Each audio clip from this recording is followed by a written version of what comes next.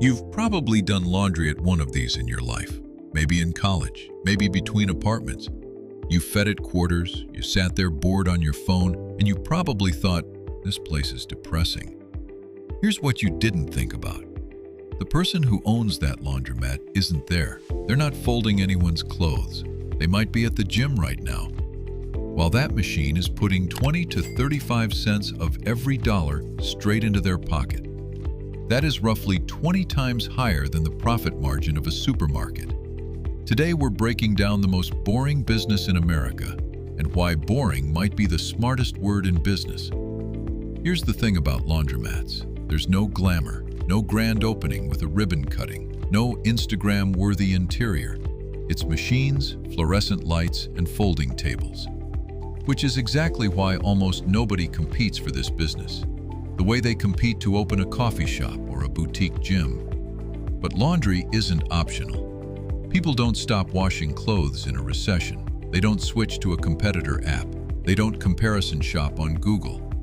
If you live in an apartment without a washer-dryer hookup, and over 30% of US renters do, you need a laundromat every single week for the rest of your life there. That's not a trend. That's a permanent customer base that renews itself every 7 days. Let's get into the actual math, because this is where it gets interesting. The average US laundromat generates around $150,000 a year in revenue. A well-located store with modern machines can push past $300,000 to $600,000. Now, here's the number that matters more than revenue: the margin. According to industry data, well-run laundromats post net profit margins of 20 to 35%.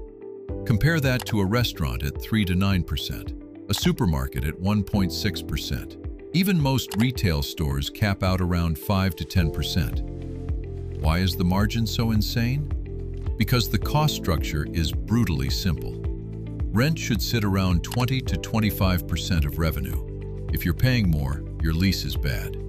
Utilities, water, gas, electric, run 20 to 30%. This is your biggest controllable cost because old machines guzzle water and energy. Labor is where this business gets genuinely strange. A huge number of laundromats run completely unattended. No cashier, no manager standing around. Customers swipe a card, load a machine, and leave. Your quote-unquote staff might just be someone who swings by twice a day to empty coin boxes and mop. Do the math on a $200,000 a year store at 30% margin. That's $60,000 in profit for a business you can check on through a security camera app from your phone. This isn't free, obviously. Let's talk entry cost. A small, basic laundromat, buying an existing one, not building from scratch, can start around $80,000 to $150,000. A larger, modern store with 30 to 60 machines in a dense city location can run $300,000 to $500,000, sometimes more if you're building from an empty shell. Where does that money go? Mostly the machines themselves. Commercial washers and dryers aren't cheap, and a full equipment package for a mid-sized store can run $250,000 to $1 million, depending on size and whether it's new or used. The good news: laundromats have one of the highest small business loan approval rates in the country because lenders know the cash flow is predictable. Banks like boring businesses too. And the payback period is realistic. Most operators recoup their full investment in 3 to 5 years. After that, it's close to pure profit for the life of the equipment. That survival rate isn't a typo. Laundromats fail far less often than restaurants, retail shops, or gyms. Here's where the real operators separate themselves from someone who just bought a building full of washing machines. Wash and fold.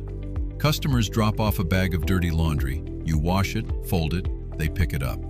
This service charges $1.50 to $3 per pound, and it carries a much higher margin than a customer feeding quarters into a machine themselves, because you're charging for convenience, not just water and electricity. Pickup and delivery. Same concept, but you go to them.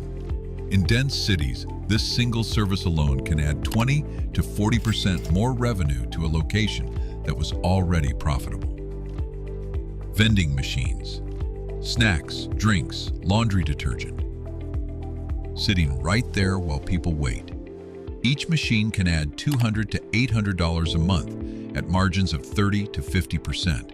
It's free money sitting in the corner of a room you already pay rent on. Dry cleaning drop-off. You don't even need the equipment.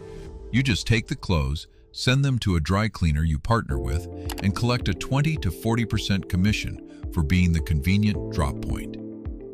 This is the actual playbook. The owner who only offers self-service machines is leaving serious money on the table. The owner who stacks 4 revenue streams under one roof is the one quietly buying their second location. Now, I'm not going to sell you a fantasy.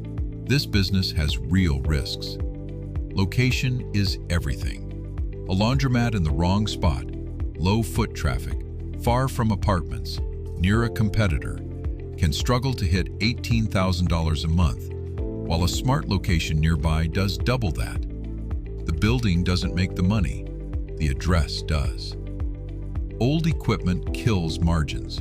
A machine that breaks down loses you revenue every single hour it's offline. And older machines burn through water and electricity at far higher rates, quietly eating your 30% margin down to 15%. And utility costs aren't fixed. A 10% spike in water or energy prices hits this business harder than almost any other because utilities are such a massive chunk of your overhead. The owners who win treat it like a real operation. They maintain equipment, negotiate utility rates, and watch their numbers monthly. The owners who lose treat it like a slot machine and walk away. So, is this the quiet millionaire business everyone overlooks? For the right operator, genuinely, yes.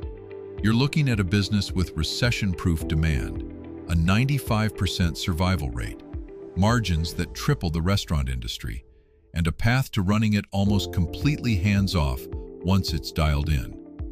It will never trend on Instagram. Nobody's filming a laundromat opening for their vlog. But while everyone else is chasing the businesses that look exciting, the people quietly getting wealthy are the ones who found the businesses that are profitable. That's the real lesson of Empire Insider. The businesses that build wealth are rarely the ones that get the spotlight. If this opened your eyes, subscribe. This is Empire Insider. The truth is always in the numbers.